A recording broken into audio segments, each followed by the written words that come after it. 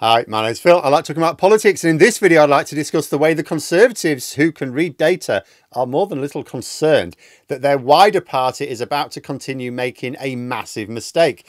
Kemi Badenoch is the latest Tory to bash Sunak's approach to the election, and yet she seems blissfully unaware of what the real problems are herself.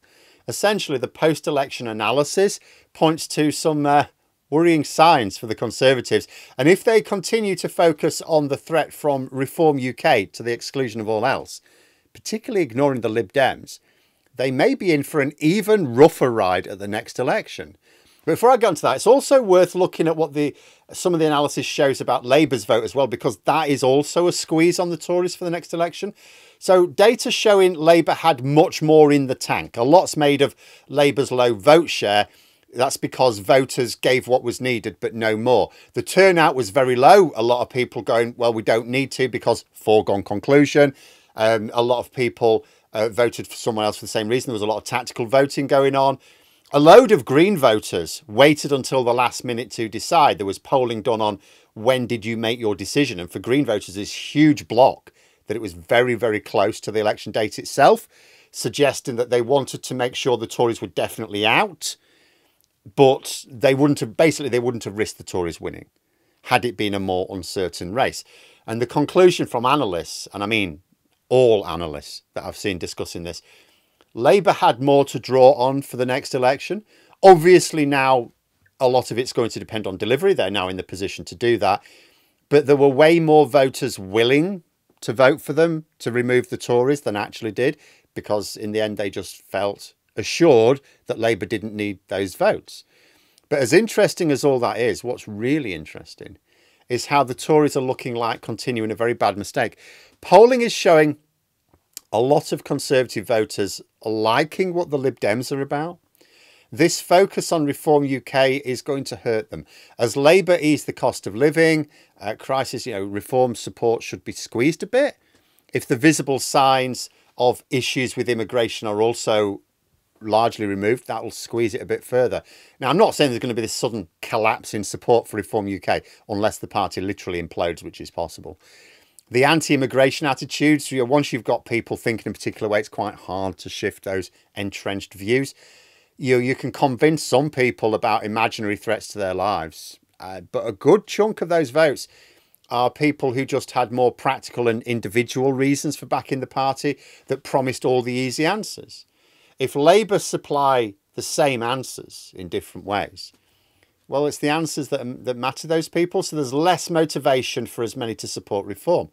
But if the Tories commit to chasing down Reform and they just forget about everything else, they'll find they're chasing a smaller and smaller pool of voters. But in the meantime, the Lib Dems will be chasing Tory votes. Because one picture which is emerging, it's not just Labour who had the scope to attract more votes should they have been needed. Lib Dems as well. What journalists don't seem to be talking about, but what every single analyst absolutely is talking about is the Lib Dems just took 60 seats from the Tories right in their backyard, and they're not about to give them up without a fight. I mean, if we look at what happened last time Labour swept to power, the Conservatives suffered a crushing defeat. 1997, the Lib Dems won 46 seats. In the following election in 2001, the Lib Dems gained more seats. The Tories won one extra seat in 2001. The Lib Dems gained another 6. In the following general election, 2005, the Lib Dems gained again. Now, okay, they're starting from a higher base this time. They've won 72 seats, which is straight away 10 above that peak in 2005. But there were other seats for the taking. And if people, people had voted tactically more widely, and the Lib Dems will have their eyes on them, because it won't just be about tactical voting at the next election. The Lib Dems have now got a much stronger presence in Parliament. And if the Conservatives are going to carry on behaving like the Keystone Cops, then the Lib Dems could easily emerge as, what Nigel Farage wants to be, the real voice of the opposition. The Lib Dems will have their eyes on some of those Tory seats they just missed out on. If the Tories chase after Reform, they won't be fighting the Lib Dems. And what I mean by that is they won't be attempting to appeal to the voters in that sort of Tory Lib Dem Venn diagram crossover. There's a fundamentally different line to take to counter each. It's not just different, it's often antagonistic. You know, play the culture wars, you loosen your grip on the Conservative voters who like the Lib Dems. They're not interested in the culture wars. You know, More in Common did some research into the motivation of different voters, and they found this election, far from being the immigration election that the right-wing press insisted it was. No, it was the NHS election. Of no surprise to anyone paying attention. The top policy reasons for voting Lib Dem were the NHS, the environment, the economy and Brexit. And some voters who voted Conservative at this election to either, you know, they were voting to avert these fear of the Labour taxes or the dreaded supermajority. Well, the next election, if these fears are not realised, if they go, oh, we didn't have a Marxist revolution after all, they may give serious thought to the Lib Dems at the next election. And I don't think those fears are going to be realised, if I'm honest. It's always the case that the Tories paint a picture of the sky falling in if Labour win power. Doesn't ever seem to happen. If Labour win over those who fell for the hysteria, it's not just Labour who stand to gain, but that pull from Conservative to Lib Dem gets stronger as well. There's less need to vote for the Conservatives to stop Labour. And if there's less need for that, then those voters who might not like Labour will go, but we like the Lib Dems. The Conservatives continue to ignore voters around the centre at their peril. In other words, although conventional wisdom would suggest that the Tories should see seats flip back to them in 2028 or 2029, especially if Reform's popularity wanes, there's no guarantee of it. Like I said, back the last time this happened, 1997, and then 2001 came along, 4 years later, they won 1 extra seat because they didn't know what they were doing. They didn't adopt the right strategy. In fact, the proper wipeout, which I was hoping for, I mean, you know, you can't rule it out at the next election if the Conservatives adopt completely the wrong strategy. Labour and the Lib Dems have got the capacity to squeeze them even more than they did in this election. The Conservatives will, of course, attack Labour because they're their main rivals.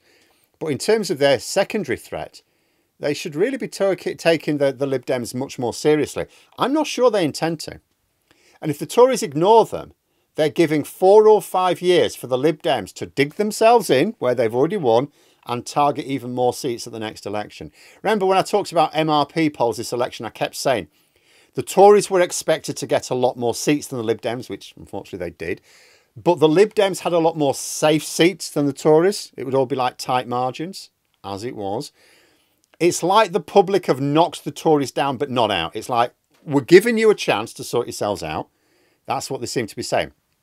And if they don't take the hint, and with nutters like Badnock, Jenrick and Patel far too thick to take the hint, then at the next election, people may genuinely just go, right, well, we give you a chance. That's it now. And, you know, I've seen a couple of intelligent Conservatives looking at this and pretty much begging their party not to make a huge mistake here. Anyone looking at the detail of what's happening in this election and the post-election surveys can see really clearly what the Conservatives, well, in broad terms, what they should be doing. It's not ignore the Lib Dems and amplify the threat posed by reform. That is not what anyone is suggesting. A threat they created with their culture war nonsense. And yet, you can see which way they look like going, can't you? Daily Express today, front page. Bit of a litmus test, I thought. It carries, so its front page headlines was of James Cleverly attacking our new government's policies on asylum. Oh, Labour have put an open side on the White Cliffs of Dover. It's like, those new policies are simply being to process claims properly, as our international obligations dictate, and in the same way that the Tories used to. It was only ending this policy which created the small boats issue in the first place. It didn't exist before then. And once this is dealt with, it won't exist in the future. And I think James Cleverly knows this. Like, for all his many faults, I'll say this about him. He never stood up to the culture warriors in his party, but he didn't become one of them either. If he's decided to do so now, that is an indication he thinks his party is going to double down on the crazy, which gives the Lib Dems a golden opportunity to consolidate support where they won, win more votes where they just missed out. And it's not even like this is as simple for the Conservatives as, well, maybe they will listen to people who can read data. Like, even if the bulk of their MPs are willing to face up to facts and are prepared to elect a leader who does likewise, they've got 2 problems. The first is the same problem they had in 1997. Not much money. Donors abandoned them. The senior Tories from their last defeat pointed out that it took longer for them to sort themselves out because they lost so much money. They couldn't afford to hire decent analysts. It was really that simple. They couldn't afford the polling, surveying and analysis needed to really pin down what they needed to do. They may have the same problem now, even if they are open-minded enough to challenge their misconceptions, which I suspect they are not. Can they afford to hire the people who will do the job properly and tell them exactly what they need to do? Second problem, massive disconnect between their voters and their members. This happens to both Labour and the Conservatives cyclically. It's a really bad place to be in. Polling has suggested today, reports today, about half of Tory members want a merger with Reform UK. Now, a chunk of their voters would like the same, absolutely, but a much bigger chunk do not. That's the furthest thing from what they want. And the votes that the Conservatives retained last week from those reform-leaning voters are a lot stickier than the ones who might otherwise vote Lib Dem. That's the other thing they need to pay attention to. They're much less likely to lose a lot of votes to Reform UK over the next few years, but they do risk losing a lot to the Lib Dems. No wonder some Conservative MPs want to keep the members out of this.